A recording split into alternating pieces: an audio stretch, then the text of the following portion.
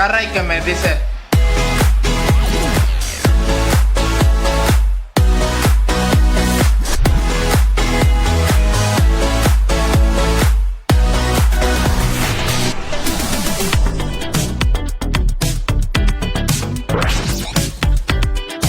¿Ya estás grabando?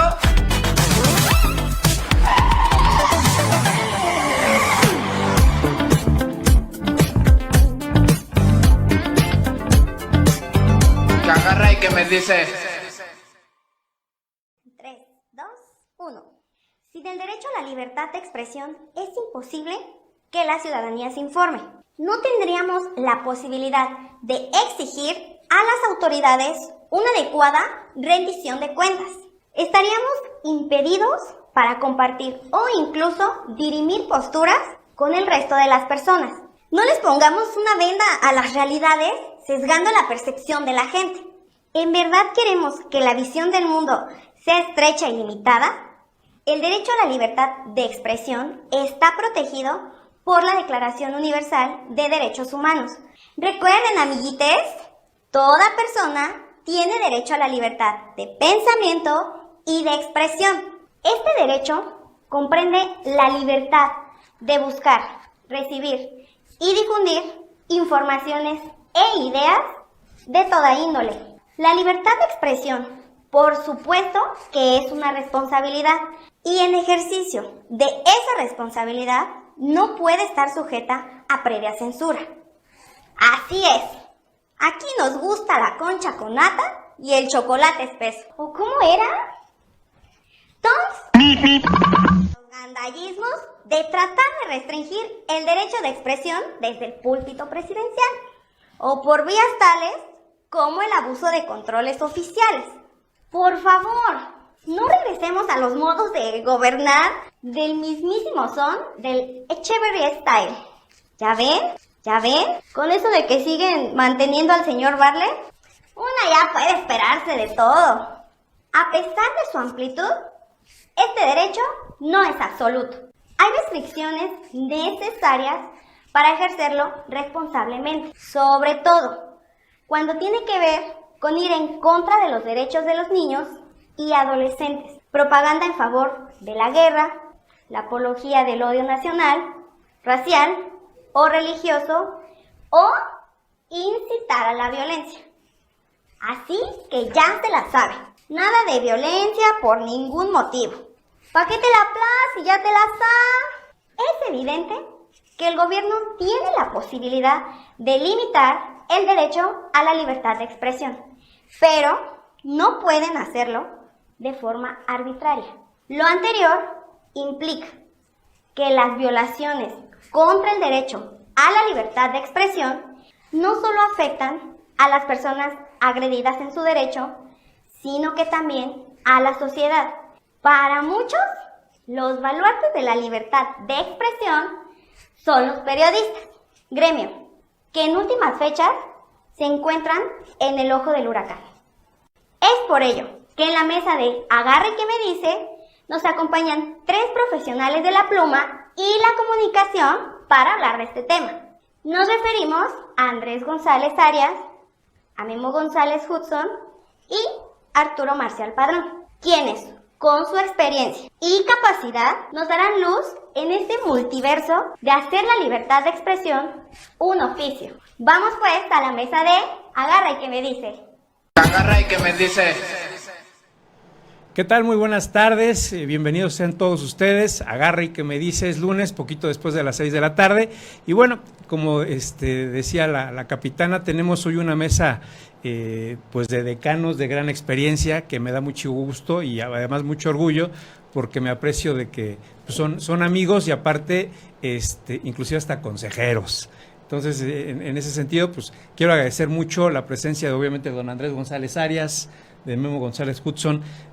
Arturo Marcial le dio el bicho de COVID, entonces no tuvo la oportunidad de acompañarnos, entonces desde aquí pues le mandamos obviamente un saludo. Y pues bueno, mañana se conmemora el Día de la Libertad de Expresión, pues es un derecho de esos que dicen que son fundamentales, pero a fin de cuentas en la práctica los periodistas, como dice la capitana, son quienes ejercen este derecho como un oficio, ¿no? Entonces, aquí tenemos en esta mesa a 2 personas que han ejercido ese oficio y también ejercido ese derecho y que se la saben de todas en relación al planteamiento o la personalidad que pueda llegar a tener un gobierno en este momento, en este caso, pues desde la hegemonía priista, transición, 4T o lo que sea en este momento, y a nivel federal, a nivel local. Pero en ese sentido, empezamos con usted, don Andrés, si me lo permite. ¿Cuál sería el estatus de la libertad de expresión, si me permite también ese planteamiento en Querétaro en este momento? Sí, gracias. Bueno, así como sabérnoslas de todas, yo creo que no. Yo creo que en este oficio y en todos los demás, cada día estamos aprendiendo nuevas cosas. Los periodistas tenemos, eso sí, no se nos debe quitar el asombro del acontecer diario. Y ese no lo debemos de perder porque es la esencia de la noticia. La libertad de expresión se ejerce con el hecho de escribir o de hablar, como lo estamos haciendo aquí. Si no, no hay libertad de expresión. Es tan grande y tan trascendente como la libertad de pensamiento. Mientras que en la libertad de pensamiento puedes pensar tú lo que quieras y nadie te dice que no pienses.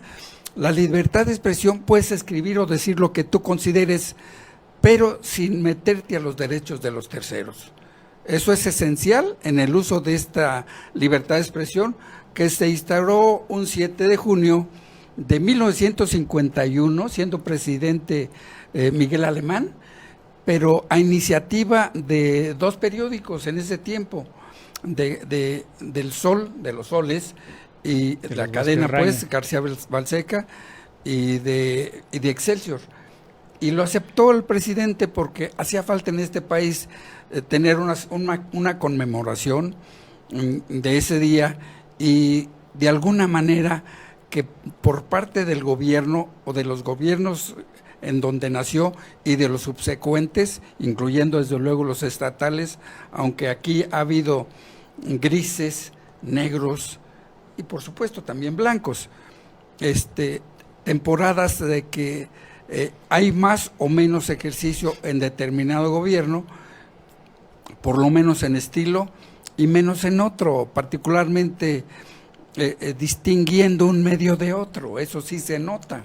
Es decir, y hace un ratito en una sobremesa que tuvimos aquí con Memo, estábamos platicando de algunos medios de que tienen altas y bajas, ¿verdad? Pero la libertad de expresión es un ejercicio que debemos de tener los periodistas tratando de guardar la ética elemental, no la ética absoluta, la elemental que nos hagan pues ejercer nuestro oficio y que nos permitan expresarnos ante la ciudadanía en temas en ocasiones muy delicados. Sí.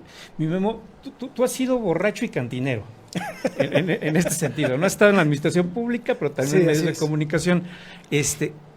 ¿Cómo encontrar los equilibrios ahí? A ver, ¿qué tal? Buenas tardes, Andrés, César, muchas gracias. Fíjate que, a ver, el derecho a la libertad de expresión es un derecho enunciativo. Está ahí y está para todos en general, ¿no? Y se ejerce de manera particular, cada quien lo ejerce más o menos, pero es decisión de cada uno ejercerlo. Cuando estás en la administración pública, la percepción que se tiene de los límites, cuando estás en la administración pública, y la percepción que se tiene de los límites de la libertad de expresión cuando estás en la trinchera periodística, son absolutamente distintos, ¿no? ¿Por qué? Porque quien está en la administración pública busca que la verdad institucional prevalezca. Y aquello que se sale de la verdad institucional, pues de alguna manera es concebido a veces como libertinaje, a veces se le califica como amarillismo, y ya, bueno, cada responsable de las áreas de comunicación tendrá sus modos y sus maneras para calificar, descalificar e incluso justificar su trabajo. Pero es cierto que son 2 perspectivas distintas, cada una muy válida, o sea, que está en el servicio público, evidentemente buscará la conveniencia para su empleador, Ujú. que es la colocación de la verdad institucional como lo máximo, pues como lo que debe ser, ¿sí? Pero es obligación del periodista, del reportero, salir a buscar esas otras verdades calidoscópicas que tiene la propia verdad, ¿no? Esas visiones calidoscópicas que están ahí y que, bueno, te permiten acercarte lo más que se pueda al punto de la verdad absoluta. Cuando se da esa dificultad para un gobierno, por así llamarlo, de lo que cualificas como la verdad institucional, de generarla o de que el periodista, por así llamarlo, te la compre, muchas veces se dice que se genera un periodismo militante. ¿Existe ese periodismo militante, don Andrés? Bueno, ¿qué es la verdad? Por ahí deberíamos comenzar. Yo creo que como una expresión muy ciudadana depende del color del cristal con que la mires. También así es la verdad. Ya sea de parte del gobierno, como bien apunta Memo, o de parte del ciudadano que tenemos, cada uno de nosotros tenemos nuestras verdades. El chiste es encontrar la coincidencia, mayormente la verdad que tiene el ciudadano y no la institucional. Es más, el ejercicio libre del periodismo se hace viendo y poniendo las partes también grises o negras que podría tener el gobierno, porque la obligación del gobierno es hacer las cosas bien. Y si no están bien hechas, es una obligación tácita, si tú quieres, del periodista hacerlas ver que no están bien hechas. Porque el fin principal del gobierno, de un gobernante, es servir a la ciudadanía. Y si no lo está haciendo bien, pues la ciudadanía tiene muchas maneras, y más ahora, de expresarse con las redes sociales, en la calle, en los medios, por supuesto, pero el periodista, por obligación de su tarea, debe buscar las razones de los porqués, porque el gobierno no está haciendo bien las cosas, y señalarlos, aunque esto produzca molestia, aunque esto produzca enemistades con el gobierno en turno y determinado medio o determinado periodista, la obligación es decir la verdad. Esa es la esencia del periodista. Como decía un viejo periodista, no sé si ustedes lo recuerden, don Porfirio Saldaña, hay que decir siempre la verdad aunque no sea cierta. O sea, es fijar una postura, por así llamarlo, ¿no? Por supuesto. Y muchas veces en estas posturas, Memo, también existen estos grises, en el sentido de que, a fin de cuentas, un medio de comunicación, pues también es un negocio, Claro. ¿no? Es una manera de subsistir. Es una manera de A subsistir. lo mejor no tanto negocio, a lo mejor eso es para los empresarios, para el periodista de calle, de banqueta, pues es una manera de vivir. Sí, o sea, para el periodista, pero para un medio de comunicación, pues también tiene No, sí, una por infraestructura, supuesto. ¿no? Mira, hay que dejar claras las cosas, ¿no? Todas las empresas de comunicación son empresas privadas. Y todas las empresas privadas tienen un fin línea? social, que es la generación de utilidades para poderlas repartir entre sus empleados a manera de prestaciones y salarios. Por lo tanto, bueno, se tiene que ver eso. Sin embargo, eso no tiene que alejarte de la mayor objetividad y tratar de acercarte lo más posible a la verdad de los hechos.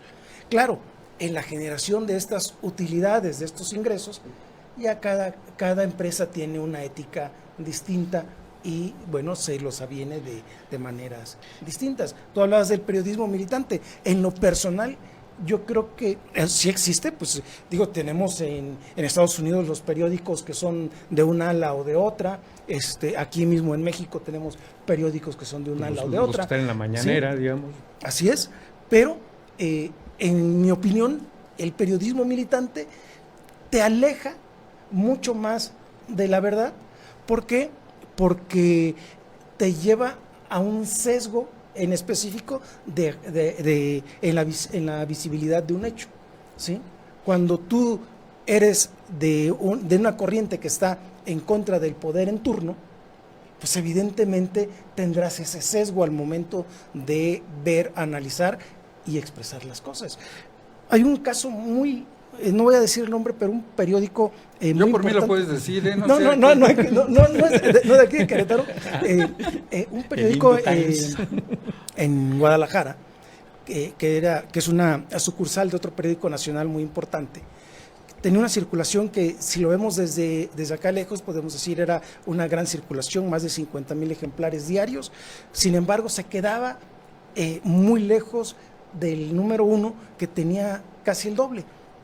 Y analizaban por qué. Tenían muy buenos reporteros, tenían muy buen tratamiento de la noticia y de la información y demás, y no encontraban el motivo de por qué no crecían, y otro periódico que había llegado casi al mismo tiempo que ellos les ganaba en la calle, como solemos decir. Bueno, lo que se dieron cuenta es que el periódico estaba tocando siempre los temas desde la perspectiva, desde la visión negativa, ¿sí? Si se inauguraba una carretera o una calle, hablaban de los problemas que había ocasionado esa construcción, o de lo que se había llevado, lo que se había costeado la obra, ¿no? Sin embargo, estaba muy bien hecho el trabajo, pero la población los percibía como un periódico negativo, es decir, otra vez están en contra. Claro, están en contra. Entonces, ese es el riesgo del periodismo militante. Vamos a hacer una pausa porque ya nos agarró la guillotina el señor Landa. Regresamos aquí en Agarra y que me dice.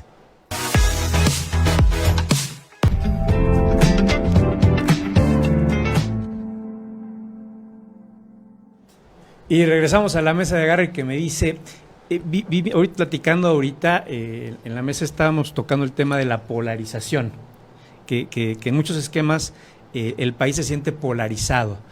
Don Andrés, ¿esto qué tanto incide en la libertad de expresión? Bueno, por supuesto que sí incide. Máxime si esa polarización está atizada desde niveles institucionales u otros y en otros gobiernos de la contraparte. Como que el periodista nos sentimos incómodos en aliarnos con una de esas partes, de la izquierda o la derecha. Esa es la polaridad que hay aquí, o polarización que hay en este país, y que en buena medida, por cómo está ahorita el gobierno, que es fundamental y radicalmente de izquierda, con algunos estados que si no son tan radicales, sí son abiertamente de derecha. Entonces, el chiste es subsistir en el medio de ello. Es decir, no dejarnos llevar por lo que la institución, ya sea de izquierda o derecha, nos dice, sino exponer la razón que conviene a la sociedad, no a los gobiernos. El periodista tiene el compromiso primero con el ciudadano y después con todo lo demás, incluyendo partidos, incluyendo instituciones, incluyendo lo que ustedes quieran y manden, incluyendo la religión, pero el compromiso central es con el ciudadano. Y en el ciudadano también tenemos de todo, pero y ellos serán los mejores jueces de lo que escribimos o de lo que decimos. Es difícil eso, pero nuestra obligación es hacerlo. Entonces, por lo que se están comentando en un momento dado, el periodista es el que equilibra el medio de comunicación en relación a que pueda llegar a ser una buena chamba. O sea, es decir, dentro de esta polarización, Memo, ¿podría sobrevivir el periodista si se maneja bajo una línea congruente toda su vida? ¿O cómo es la receta de sobrevivencia de un periodista en un sistema político? A ver, mira, te voy a platicar algo, y aquí se puede decir el nombre. Hace muchos años, allá por el 97, el entonces presidente de Coparmex, Ignacio Loyola Vera, en una conversación que tenía conmigo y con Pati García, que mando saludos, una compañera, nos dijo: el periodista muere cuando pierde su credibilidad. Fue nunca supimos si fue pregunta o afirmación, y es cierto. Esa es el aire del que se nutre el periodista, su credibilidad. Ahora, ¿qué determina los contenidos de los medios? De entrada, ya decía yo hace un momento que son empresas privadas, por lo tanto tienen un propietario y que tiene intereses muy particulares. Él te determina la línea en la que se debe conducir ese medio. Aquí nos lleva a un análisis en tres escenarios: el de las audiencias, el del reportero y el del medio como tal.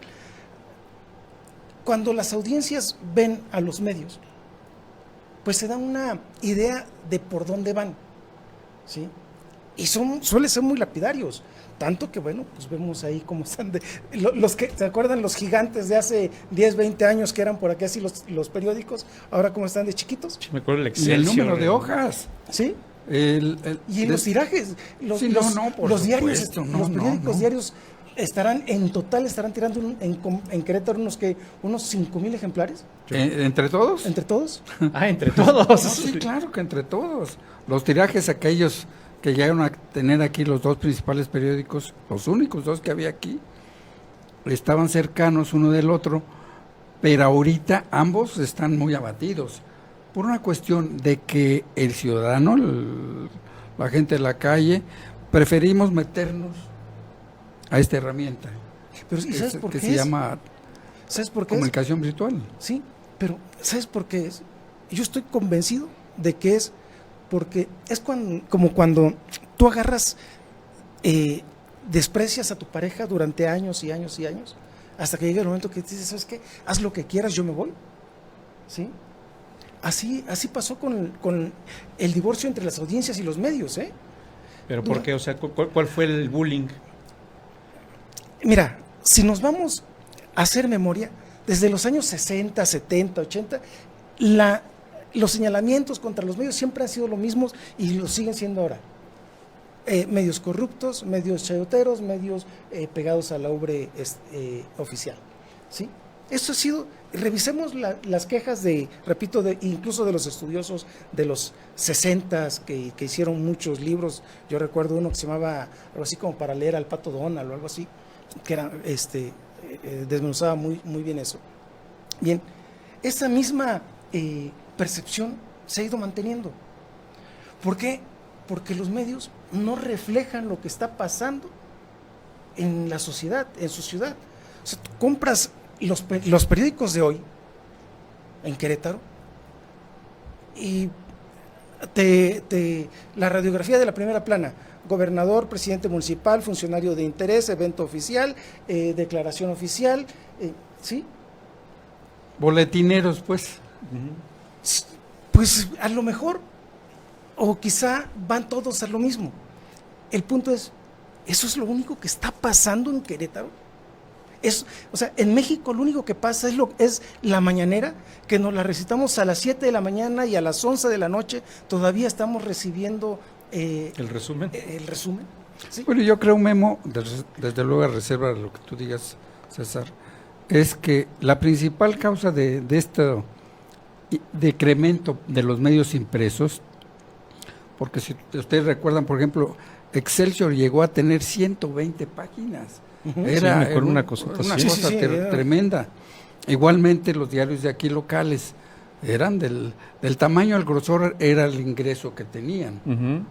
Pero yo creo que el avance tecnológico, técnico que ha tenido, particularmente a través de la realidad virtual, ha sido la evolución. Nosotros muchos, inclusive los mayores como es mi caso, tenemos más interés en buscar la inmediatez a través del teléfono y no esperarnos hasta el otro día. Es más, cuando al otro día salen las noticias, pues ya casi todo o lo principal ya ha sido trillado por las redes. Esa es la principal razón, la evolución tecnológica y la formación del ciudadano en torno a este aparatito. Yo le puse en una conferencia que nos invitaron sobre este particular, es que el teléfono celular es el Cadillac de la comunicación en el siglo XXI. es el Cadillac de la información, porque es el acelere, la inmediatez, ganar la información, y eso no solamente lo hace el periodista, sino cualquier ciudadano.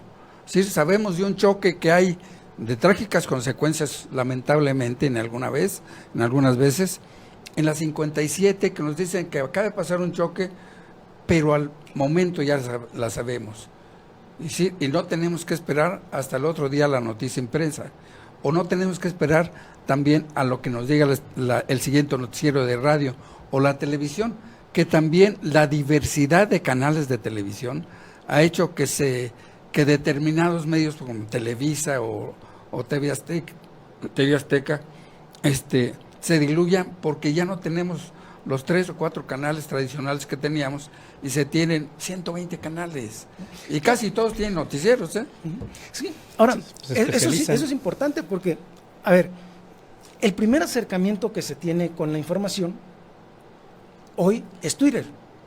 ¿Sí? Sí, Es las redes es el sociales, principal sí, acercamiento. es la- Si nos vamos a 20 años atrás, era la radio. Si nos vamos a los 90, cuando empezó CNN, y a los 80, cuando el sistema ECO, y así te vas para atrás. Pero esos eran los primeros acercamientos que se tenía con la noticia. Hoy el primero es Twitter. ¿Sí? Si me permites, regresamos con eso, porque aquí el señor Landa ya sacó la guaparra. Regresamos aquí a la mesa de guerra que me dice.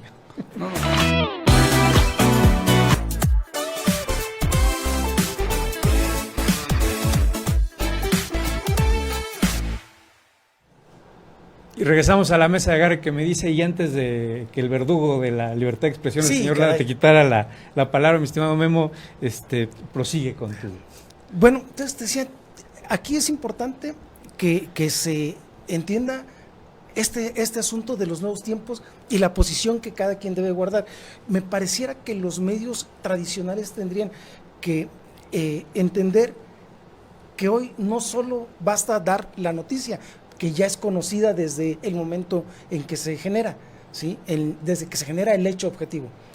Tendrían que ir un poquito más allá, darle mucho mayor cuerpo a esa noticia, datos que la inmediatez no te permite dar. Ese tendría que ser, me parece, la función de los medios, la nueva función de los medios tradicionales en este nuevo proceso de comunicación, en donde, repito, el primer acercamiento es Twitter, que te lo da en el momento en que está sucediendo. Y bueno, ya el tema de la objetividad, pues depende del Es relativo. Sí, porque tiene que ver en dónde estás, en qué esquina estás parado en el momento de que está ocurriendo el suceso. Porque 4 personas paradas en el mismo momento en esquinas distintas verán el mismo hecho desde una perspectiva distinta. Hay también calidades de información. Ahorita lo que platicaban anteriormente en relación a que pues muchas veces ve uno los mismos encabezados en distintas páginas de periódicos, etcétera, pero muchas veces también estas calidades de información recaen, y no es por quererles dar quitarme el sombrero con ustedes, pero en un cierto modo sí, en garbanzos de a libra que son los columnistas, en los que se van más allá, que no nada más es un tipo crónica, sino inclusive generar o ampliar la visión de un contexto político o social. De ahí sí tienen mucha experiencia, don Andrés. Bueno, es que también el periodismo se divide en diferentes especialidades: noticia, editorial, columna, crónica, y cada uno tiene su particularidad de expresarse. Las columnas, por lo regular, si bien son políticas o deportivas o hasta sociales, tienen un ingrediente de que abren un poco más al lector la perspectiva de lo que está tratando. Si no se conforman solamente con dar la noticia o el qué, sino decir el cómo. En el caso de la política, decir, ¿cómo es que pasó esto? ¿Cómo es que cualquier cosa relativa a los partidos, por ejemplo, cómo es que se están sumando, a propósito de las alianzas, diferentes fuerzas políticas? ¿Por qué se están sumando? La columna política tiende a desentrañar lo que no muy fácilmente se ve desde la óptica ciudadana, sino ampliarla un poco más y explicar las razones de por qué están. Cada género tiene su razón de ser y cada género se diferencia uno de otro o por la inmediatez o por la manera de exponerle una crónica. Son, si ustedes recuerdan, pues ha habido cronistas de la tauromaquia muy sabrosos, muy que te meten al ruedo como si estuvieras ahí y que dominan el lenguaje de la tauromaquia. Porque a mí me ponen a escribir una crónica social, se me hace pesadísima, ¿no? Porque no tengo ni el gusto ni el dominio de que lo que interesa una crónica social. O igualmente los toros. Si yo no tengo el dominio del lenguaje de los toros o de la tauromaquia, porque el lenguaje de los toros nada más es decir, y ya, ¿verdad? Pero más bien de la tauromaquia. Eso ahí está, como que está fácil ese. Sí, de la tauromaquia es difícil que pueda llegar a alcanzar algún prestigio. Eso es en cada especialidad, crónica deportiva, crónica de toros, crónica de sociales, crónica política, cada uno tiene su lenguaje y su especialidad. Una columna, Memo, puede influir en hacer o no o dejar de hacer alguna política pública. Sí, claro. Hay columnistas que son más que opinólogos, que son a mí el tipo de columnista que me gusta leer. Esos columnistas que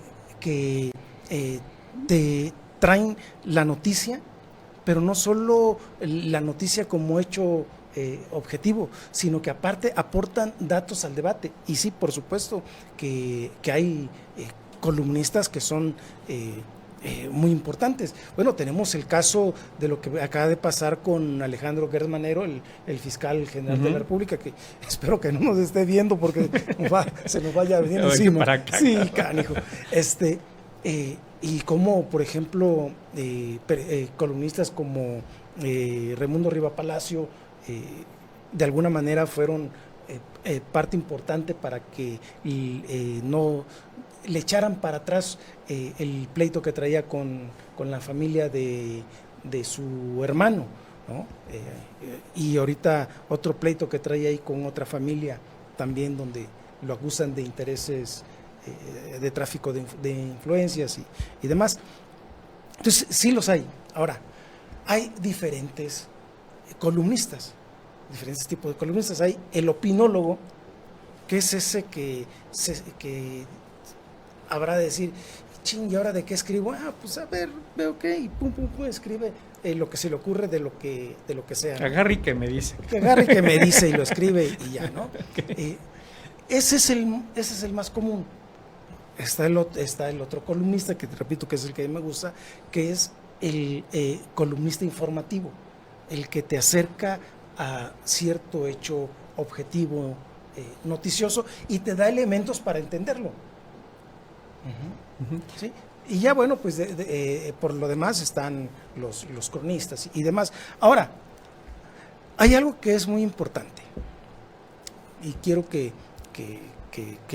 claro, y es mi punto de vista. Yo no sé en otros países, es más, yo ni siquiera sé en otros estados, pero en Querétaro no importa lo que diga un medio de comunicación, no importa lo que diga un periodista, no importa cuántos datos aporte, nunca pasa nada.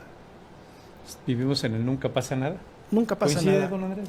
Bueno, yo tengo una óptica diferente, de que sí hay voluntad de hacer bien las cosas, y yo creo que algunos gobiernos sí la tienen, aunque ustedes lo duden, sí toman en cuenta el parecer del columnista o del opinólogo, porque quieren mejorar. Es decir, ¿se vuelve como el Pepe Grillo de una u otra manera? sí, de alguna manera. Es decir, si de veras tiene ese gobierno la intención de servir a la ciudadanía, se da cuenta, y desde luego, tanto el columnista como los gobiernos establecidos, todos estamos expuestos a equivocarnos. Pero en el caso del columnista, el equivocarse tiene un remedio: volver a decir lo contrario. Es decir, me equivoqué en esta apreciación. Esa es la defensa de quien escribe. Yo en una ocasión, y a propósito de un libro por ahí que escribí en el año 2008, que se llama Los ruidos del poder, venía en la contraportada una relatoría sobre las relaciones de un gobernador con determinados políticos. Y me refiero a los Ortiz Arana, Pepe Y José. y José. Y en ese momento había un enfrentamiento muy especial entre Rafael Camacho Guzmán y Fernando, por la recepción que le hicieron a Fernando en ese gobierno, que todo el grupo de Fernando y de Toño Calzada despectivamente le decían el negro y que no querían que fuera gobernador. Pepe comenzó como coordinador de campaña de don Rafael, y por X razón, es más, eran hasta compadres, y por X razón se distanciaron, y cada quien se fue por su lado. Camacho Guzmán, de un carácter muy fuerte, corrió como coordinador de campaña a Pepe, y le dijo, no quiero que te me vuelvas a parar en mi gobierno. Sin embargo, seguían los ataques de don Rafael a Fernando. Y entra a la oficina, que en ese tiempo del gobernador, que en ese tiempo estaba donde está ahorita, pues en la esquina de Madero, adjunto a la catedral. Es el Palacio de Gobierno. Donde está la Secretaría del Trabajo ahorita, ¿no? Es donde está la Secretaría del Trabajo ahora. Y llega José y dice, vengo a ver con el gobernador, permítame aquí en el anuncio.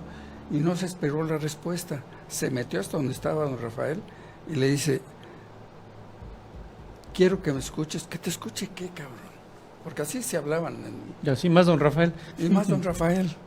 Y perdón por la palabra, pero si no la digo, pierde... No es don Rafael. No es don Rafael, pierde esencia uno de los personajes. Le dijo,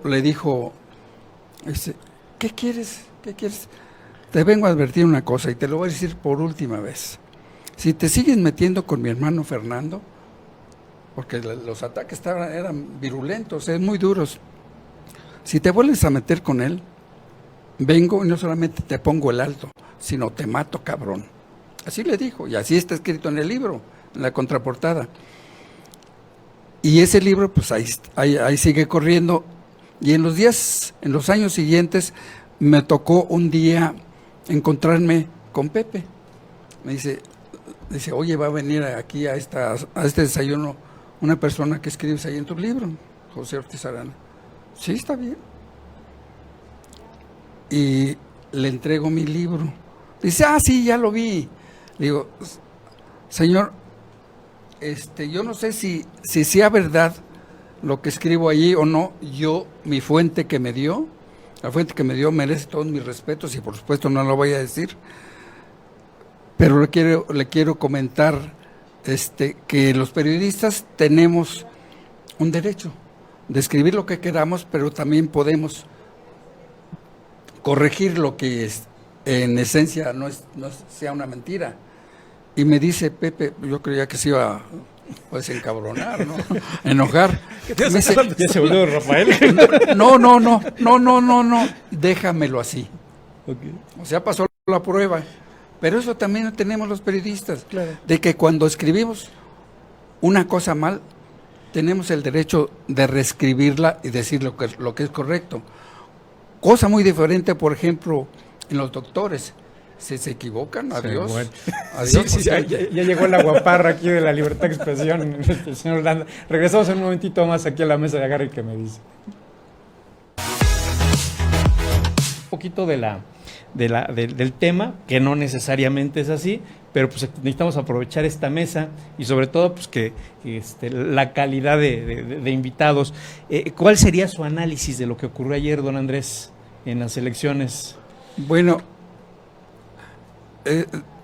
yo creo que en esta ocasión los pronósticos o las páginas, las investigaciones que se hicieron antes, sí estuvieron muy cerca de lo que realmente pasó. y se vio claramente, desde luego, la división de la que estamos atravesando políticamente. Es la derecha contra la izquierda radical, o la derecha radical, podemos ponerle así, contra la izquierda radical. Y se reflejaron con un 4-2, que yo creo que es muy cercano a lo que las encuestas decían. Si bien no decían el porcentaje, sí anduvieron muy cerca de esos porcentajes, y así se manifestaron en el conteo rápido desde anoche y hoy todo el día. Y sí, efectivamente, 4 fueron para Morena y 2 para la Alianza, con cabeza en la Alianza si es priista, como fue el caso de Durango, o si es panista en el caso de Aguascalientes. Los demás, casi fueron las alianzas que hizo Morena, fue con sus leales, el PT y el Partido Verde por lo regular, o algunas asociaciones políticas locales que ya eran partidos locales. Entonces fueron muy atinadas en esta ocasión. Lo que cabe analizar aquí es qué tanto sirvió el número de 4-2 para asomarnos al proceso del 2024. Si esa es la tendencia, con estos resultados, y eso sí yo creo sí va a influir mucho en el 24, Morena llega a 20 gubernaturas, entonces, y los gobernadores sí operan en los procesos electorales. Claro. Querámoslo o no. Sí operan. Entonces eso va a ser un lastre muy difícil de borrar para el 24. No sé cómo vengan las alianzas, todavía no se definen, pero dieron un tinte en esta ocasión muy marcado de la derecha contra la izquierda la derecha radical contra la izquierda radical, y sin saber todavía, sin ponerle todavía, porque es otra cosa muy importante, particularmente en las elecciones de los estados, el nombre de quien encabeza el proyecto. Es muy importante porque, por ejemplo, en Tamaulipas, donde se cerraron mucho la votación, el nombre del ganador sí fue vinculante con el descrédito que tenía el gobernador saliente. Ahí sí era un gobernador panista y entró uno de Morena. Entonces ahí sí se notó mucho. En los demás, pues lo que también llama la atención fue el rompimiento que hicieron a los gobernadores de Hidalgo, que llevaban 93 años con gobernadores priistas, y llega a la oposición y se las parte. Y pum. Les parte esa carrera, no otra cosa, ¿verdad? También. Esos hechos están todavía por ver quiénes encabecen los proyectos de cada alianza. Eso es importantísimo. Claro. Y también en este proceso distinguir si influyó el metemano de Andrés Manuel López Obrador. Si metió las manos en los procesos, que también en algunos estados fue muy evidente. Y también cómo queda, por el otro lado, el Partido de Acción Nacional, particularmente por el interés que tiene aquí Querétaro, si tiene presencia o le va a hacer la lucha el anterior gobernador, Pancho, a quitarle la dirigencia nacional, arrebatar la dirigencia nacional a Marco Cortés. Ese es por la referencia a nivel local, la presencia posible de vuelta de Pancho al escenario político nacional, pero también hay otro ingrediente. Sucede que también hay otro queretano, Ricardo, que está muy cerca de Marco. Entonces ahí la guerrilla va a seguir. ¿Quién la va a ganar? Yo creo que a Marco Cortés es muy difícil que lo mueva Pancho. Si no tumbaron a Alito, por todos los señalamientos que le han hecho en estos días, y todavía está dentro de la alianza, quién sabe si alcanza a llegar al previo al 24, para seguir siendo cuña en esa alianza PAN-PRI-PRD, pero por lo pronto sí hay señales de que a Marco es difícil que lo bajen de esa alianza por una razón muy sencilla. El número de consejeros del Consejo Político Nacional de Acción Nacional está dominado por Marco. No hay otra. Mi Memo. Antes Sí, de que yo nos nada saquemos. más, rápidamente, más allá de los números, que de los números deben de quedar para la estadística, creo que tendríamos que ver si son capaces de analizar las lecciones que les dejó esto, las lecciones que deja el triunfo, pero sobre todo las lecciones que deja las derrotas. Es decir, la elección de candidatos fue la adecuada, qué tipo de candidatos es lo que está esperando la sociedad, ¿sí? Lo que decía Andrés, la mano del gobernante en turno, qué tanto operan los gobernadores de los hablando de la alianza opositora PRI-PAN-PRD versus Juntos Haremos Historia, qué tanto operan la gente de Morena como para poder contrarrestarlo, qué capacidad se tiene para hacerles frente en la calle, hacerle frente en la estrategia, la capacidad que se tiene para anular al presidente de la República, si las campañas negras denostando al presidente de la República son suficientes, en fin, todas esas lecciones que deja el resultado más allá de la cuestión estadística tendría que ser hacia lo que se tendrían que enfocar los partidos de la alianza opositora, y bueno, pues ello definirá el rumbo hacia el 24, claro. Pues les agradezco mucho su presencia, ya se nos acaba el tiempo, nos comió y ya el verdugo Holanda ya nos está diciendo que tan. Agradezco mucho su presencia, nos vemos la próxima semana aquí en Agarra y que me dice. Que agarra y que me dice.